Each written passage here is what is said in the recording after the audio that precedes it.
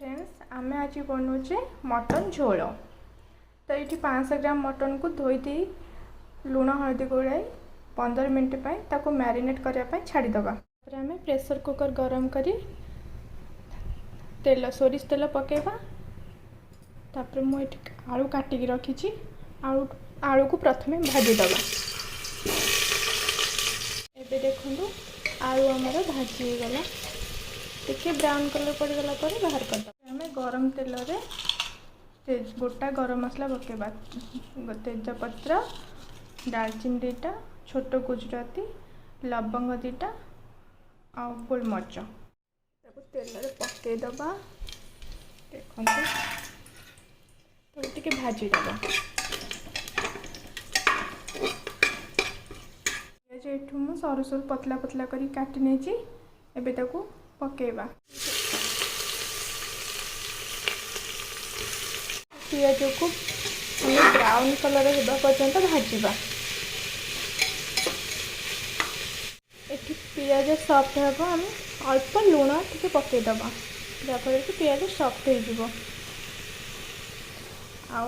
मुझे अदा रसुण जीरा ताको हमें पेस्ट बनईदबा। देखिए पियाज भलसे भाजी गला बेसी भाजबे ना पिता लगे। हमारे अदा रसुण आउ जीरा तो पेस्ट हो गला पकेबा। लंका पकईदबा। आपण इच्छा अनुसार आप राग कम बेसी करें। लुण हलदी तो मैरिनेट पकई आ लुण भी पियाज रे पड़ी तेणु हलदी अल्प पकई पकेबा। Kashmiri red chilli powder colour पाई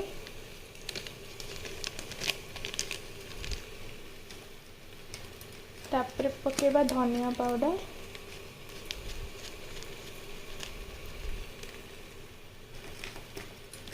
तापर ये मीट मसला पकाउचे तापर सब भल भाव मिक्स करदबा। टिके पानी दे मिक्स गला मसला को भल भाव कषा। देखो आम मैरिनेट कर मटन को एबे पकेबा।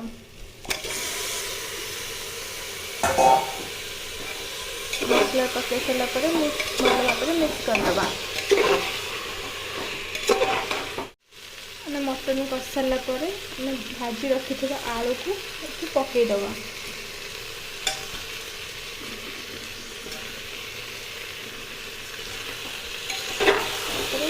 भल भाव मिक्स करदबा।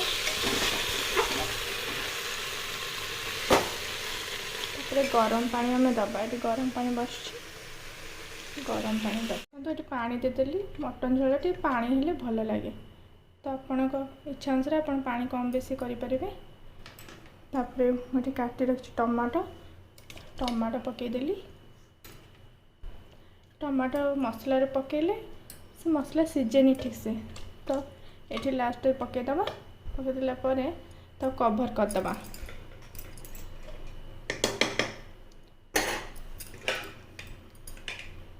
मु कभर करदेली प्रेशर कभर करदेली। तापर गैस हाई फ्लेम रे अच्छी हाई फ्लेम रे गोटे हुइसिल आ लो फ्लेम रे 3-4टा हुइसिल दबा।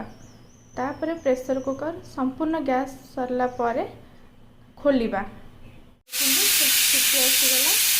ताको में लो फ्लेम करदबा। देखंतु एबे प्रेशर कभर खोलिले आ मटन झोल देखंतु केते सुंदर होइछि। तापरे एबे हमें गरम मसला तापर पकईदबा। रेडी हो गला उषुना भात को गरमा गरम मटन झोल। आपण माने एमती बनी निश्चय ट्राए करंतु। रोची धन्यवाद।